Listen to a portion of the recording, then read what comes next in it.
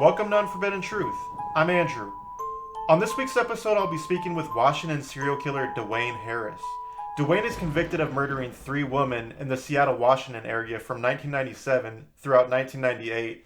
He dumped their bodies near freeways. Dewayne's first victim was 42-year-old Denise Harris. She was strangled by Dewayne and an unnamed accomplice with a belt. Part of her clothing was removed and she was bound by her hands and ankles. Her body was found with a bra stuffed in her mouth. Her body was dumped in Seattle's Jungle, which is an undeveloped plot of land under the I-5 and I-90 freeways.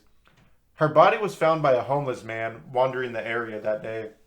Not long after murdering Denise Harris, 33-year-old Antoinette Jones was picked up by Dewayne in Seattle. The story goes he accused her of stealing his drugs, after which he proceeded to strangle her with a belt. Just like his previous victim, Antoinette was bound by the hands and ankles by her shoelaces, with an additional shoelace that was wrapped around her neck. Her body was dumped in the jungle where her skeletal remains were found on February 1st, 1998, about half a mile from where Denise's body was found. Forensic tests had proven that her body had been there for at least 3 months. The last victim's death date isn't completely known. 25-year-old Olivia Smith was picked up from an apartment building in Seattle by Dewayne. The two got into an argument about exchanging drugs for sex, after which Dewayne took out a knife and stabbed her multiple times, then slit her throat. Her body was discovered in the stairwell of her apartments. A few months after the murders, Dewayne was picked up by police on an unrelated robbery charge after he tried to rob a convenience store. After he was in custody, he got a hold of detectives in Seattle and told them that he could lead them to the murderer of 3 victims. After he was interviewed by detectives, he confessed to the 3 murders, claiming it was a hobby of his and he got a thrill out of killing. After confessing to detectives, he was charged with the 3 murders and was held on $5 million bail at the King County Jail in Seattle. During his trial, Harris was strapped into a chair after unruly behavior and outbursts. Harris's trial attorney said his only reason for confessing to the murders was that he wanted Seattle to recognize there was a serial killer in the area. Dewayne Harris was found guilty of the 3 murders and was sentenced to 94 years in prison. After he was sentenced, Dewayne laughed and told the judge that there were more like him out there and that nobody was safe even in their own homes and apartments. He also mentioned that there was no true justice as he was still living and breathing and had certain privileges in prison. He also stated that he hopes the victims' families forgives him. Here's my interview with serial killer Dewayne Harris. This is a global Tellink prepaid call from Dewayne Harris. an inmate at Stafford Creek Correction Center. What was your childhood like growing up? I grew up with my sister raised me. Growing up, I grew up with a very strict family. Did you ever suffer any type of abuse or trauma growing up as a child? Like what? Whether it be physical, emotional, sexual, mental abuse? No sexual, nothing like that. My mother, she was very strict, so her chastisement was very strictly. So, yeah, she did a lot of beating. She didn't do no talking. No. How often was that? Every time I got in trouble. And what kinds of things would you do to get in trouble that she would beat you for? For stealing, going to store, taking shit don't belong to me, stealing from people's houses, stuff like that. So you engaged in petty crime or violent crime at a young age then? Yes. At what age did you start committing crimes? At the age of 6. At the age of 6? Yep. And did it just start out selling, or did it just start out stealing candy? It started off taking candy bars, stealing candy. How did you get into that lifestyle? Did you just wake up one day thinking, I just want to start taking stuff? That's it. I just felt sweet. I needed my sweet, so I took it. Have you ever been diagnosed with any mental illnesses that you're aware of? Yes, I've been. When I was a kid, they was giving me riddles in school. They was giving me that for being hypo, fighting a lot, stuff like that, angry a lot, different things. What were you angry about? I've I don't know. I can't say. It was just that I was just an angry kid. I was always pissed off. Did that stem from perhaps the beatings at home, or do you know now as an Yeah. adult? I agree with those. I agree with that. I think that being me and my mother, we wasn't really close. I was more closer to my father than my mother. So I think it started with that.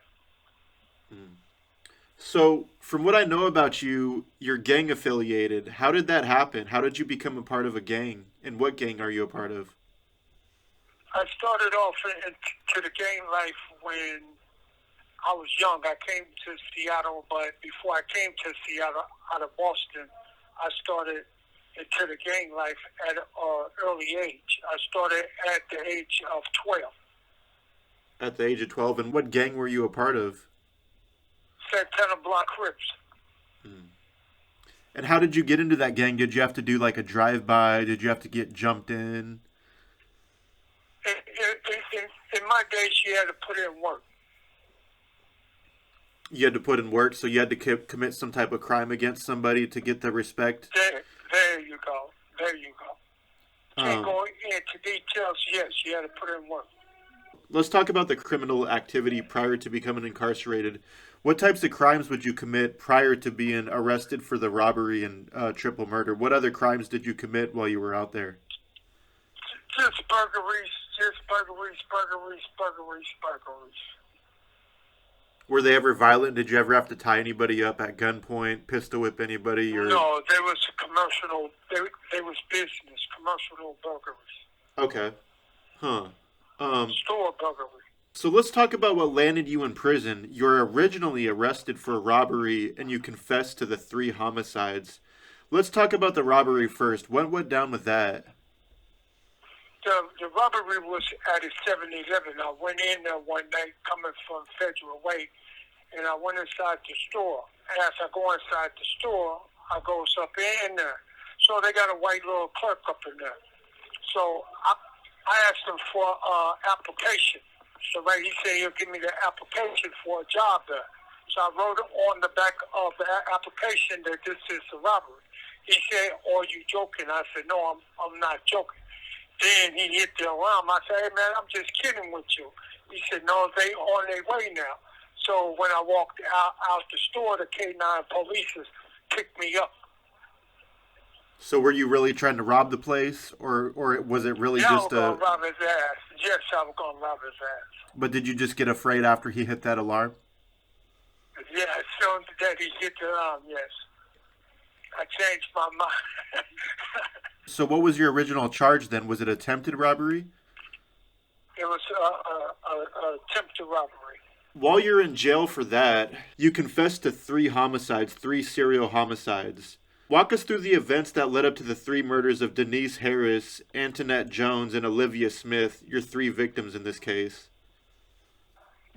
By not saying names, but it goes like this, man. I was in a dark world one morning. I got up one morning, and that's when it took place. But it didn't take place like people think that I just woke up one morning and just went out and started killing females, or started killing people. I got into it with one of them. So with my last victim, we got into it over drugs. I'll start with her. We was best friends. We got into it over drugs. She thought I took her drugs from her. I told her I didn't take her drugs. She's talking about, "Yeah, motherfucker, if you don't give me my money and stuff, I'm going to say this and that." So I said, "Oh, yeah?" So that's when she pulled the knife. And then when she pulled the knife, we got into a tussle. My hand got cut. So I stabbed her ass up. It was about 30, 40 times. So by the time I came back to reality, it was too late. She was already stabbed up. So I left her there. So I ran and I cut off. But I went back to my family members and I told them I think I killed somebody.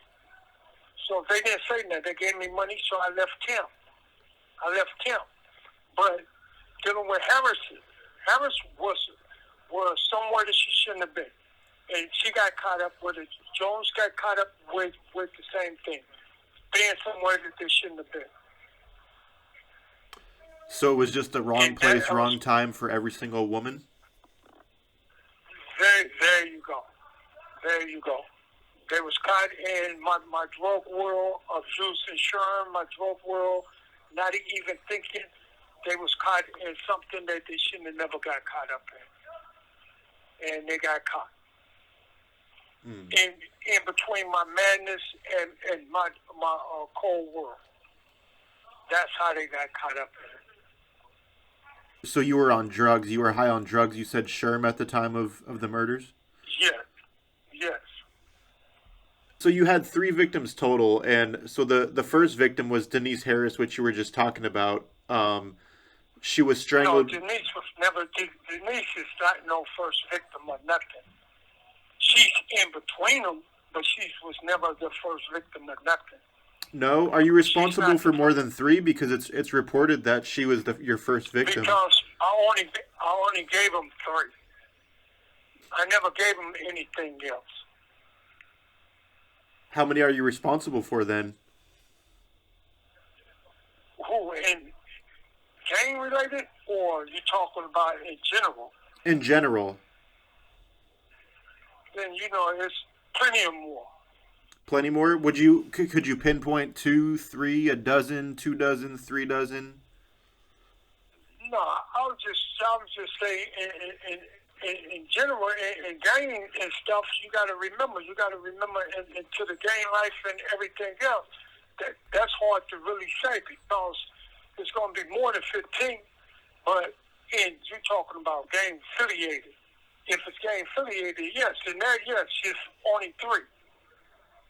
So you're responsible for a lot more, but you don't want to talk about the others? There you go. Okay. No. So when you were in the act of killing, how did it make you feel?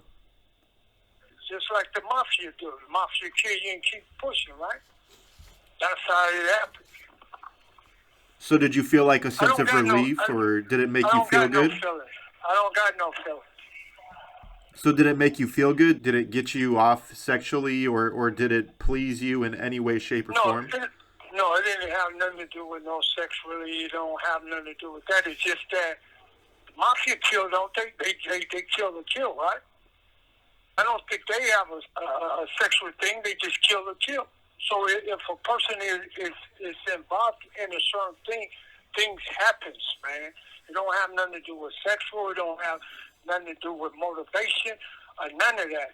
It's just that when my thing, for me, as another human being, I don't really give a damn about another human being. It's not my family, not my kids, not my wife, not my children. That don't matter to me. Why do you think that is? Why do you think you don't have feelings in you to care about other people? People didn't get feelings for me, so why should I have feelings for their asses? I don't got no feelings for them. If my mind say do what I got to do, just like I'm in prison. If my mind said do what I'm going to do to you, I'm going to do what I'm going to do to you. It don't matter what's the cause or so. I deal with that down the road. If that's supposed to be a motivation or a feeling, fuck it. That's the way life happens. Do you feel that you've been let down your whole life? Hey, listen, I don't trust nobody. I don't deal with nobody. If a person cross me, I'm going to do what I got to do to them. It don't matter where we at. We could be next to the police. If I feel that you did something to me and I want to do you, I'm going to do you. I don't care. So you feel like since nobody's cared about you your whole life, you shouldn't have any care or regard for anybody, whether it's man, woman, or child? No, I would never hurt a child, but another man, woman, I don't give a fuck about no man or woman. Did the feeling remain the same each time during each murder, or did it differ? What was the feeling like during each murder that you committed? And my last victim was caught up into a web. She created that. I didn't create that. She created that. If she never pulled that knife and we never got into it, she would have went home. But no, she's the one who created that drama. You're talking about Olivia Smith? There you go. She created her own drama. She created that. She wanted to be the bad guy. She wanted to be the tough blood. So then she got what came to her. From what I understand, you two got into an argument about trading drugs for sex. No, it wasn't about trading drugs for sex. She said that I took her drugs. We was partying all night. I came back from Portland from my wife. Me and my wife got into it. I came back from Portland. It was June the 30th. I came back June the 30th. I got Greyhound bus. I came back because me and my wife got into it. We were supposed to move to Portland. And I came back. I left Vancouver and I came back. Me and my wife got into it because her whole family is blood. So I came back. So when I came back, I was at my mother-in-law's house, her grandmother's house. I changed clothes and I went downtown. When I went down to town, that's when I ran into her. So me and her was drinking and partying and kicking it. We was already partying and kicking it. So when we got into it downtown across from the Kingdom over near the Airway, it's called Airway Way. That's where we got into it at. We was already having sex and everything else. We was already friends. We was kicking it. But no, we was both using drugs. The bitch pulled the knife. I told the same thing I'm telling you. If she didn't do that, she would have went home. But no, she wants to pull the bad guy. So I snapped. When I snapped, before I came back to her, I wasn't going to go and call the police and say I just murdered a motherfucker. No, I didn't tell them that. That's the truth. They ain't got nothing to do with I was hunting her ass down. We was partying. We was kicking it. And that's how she got killed. The other two was similar. They got nothing to do with her. So they booked me because I already said what I did to her. They didn't book me on the other two. The other two, you could say, okay, then he was hunting. He was hunting folks. That's different. Libby was not being hunted. She was nothing in there. She got caught up into the web when she went and pulled the knife. And when she done that, that's when everything took place with me and her. Read the records. Right. So you're saying Olivia, the last victim, was in the she basically had it coming. That's what you're saying. So the first two were in the wrong place at the wrong time. Were you hunting that night, and were they on the wrong place at the wrong time because you were hunting? Yes, that's what you could say. Yes. And how did the hunt feel? Feel like everything, like I hunt Bloods and Crips. Same way I hunt G's and Bloods. Would you stalk them for weeks or days, or would you just find them that day and just figure this is the one? I could stop for years. I could stop for months. I could stop for whenever I want to stop. And was the stalking, was that fun to you? The stalking was never no stalking. It was never no, people think that I'm out searching and hunting and doing this and that. It was nothing of that. It was nothing created in the thought of that. I just told you, when you're at the wrong time, the wrong minute. Right. I've been with plenty of women. I've been with plenty of people. Have you ever been violent in the past with any relationships or sexual encounters?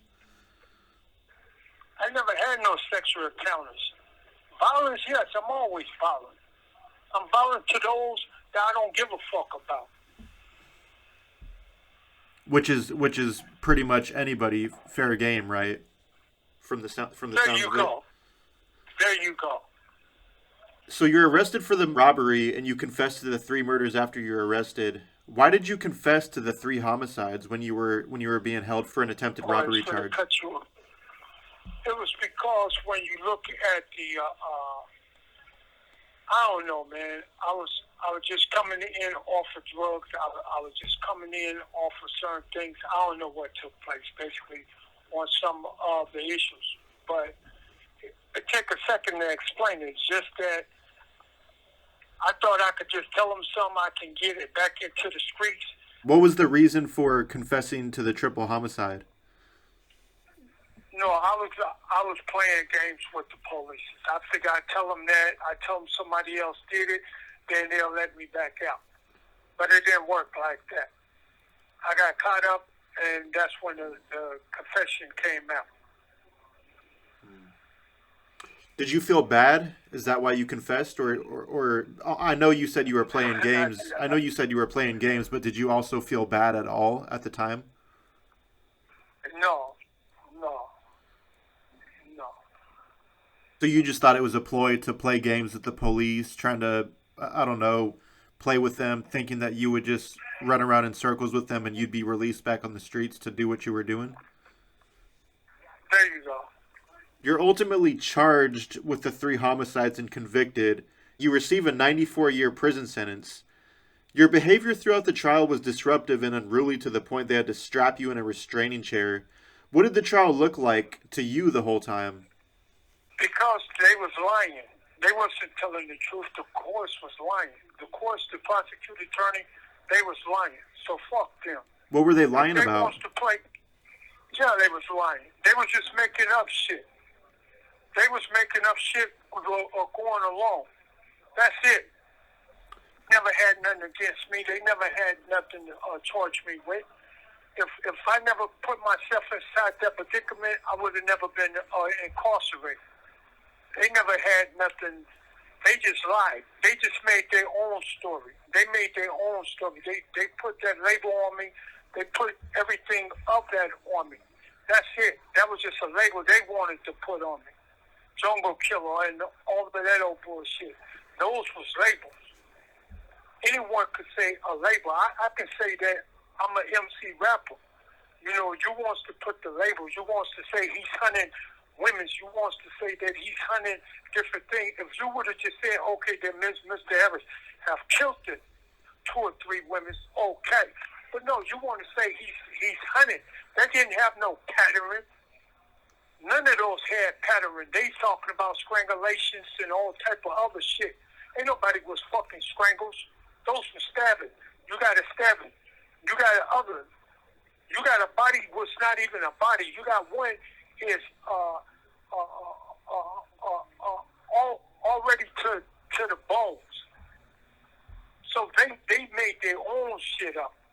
What types of things did they say that they were lying that really made you upset? Can you pinpoint certain things that they were saying throughout the trial? Because my victims was not strangled. My victims was not strangled. Then they said that I was going out hunting women and killing women and doing this and that. That was not even true, bro. That's not even true. That didn't have nothing to do with me like that. I just told you, and I was honest with it by telling you. At a certain time, a person got caught up in my web. That was it. That don't got nothing to do with it. I stopped. I was looking to hunt women. I've been with 100 women. I know that the story goes that the first 2 victims were strangled with shoelaces. Are you saying that's not the case? No, nobody was with strangulation with no damn shoelaces. Huh. That's not even had no bearing to it. I can't go into the details because I'm still into my court thing. But that don't got nothing to do with no damn shoestrings. Right. So why don't I put shoestrings on everybody? I already said I admitted the crime. I don't got nothing to hide about the crime. I don't even really give a fuck about the crime. I don't care nothing about them. I don't care nothing about the state of Washington.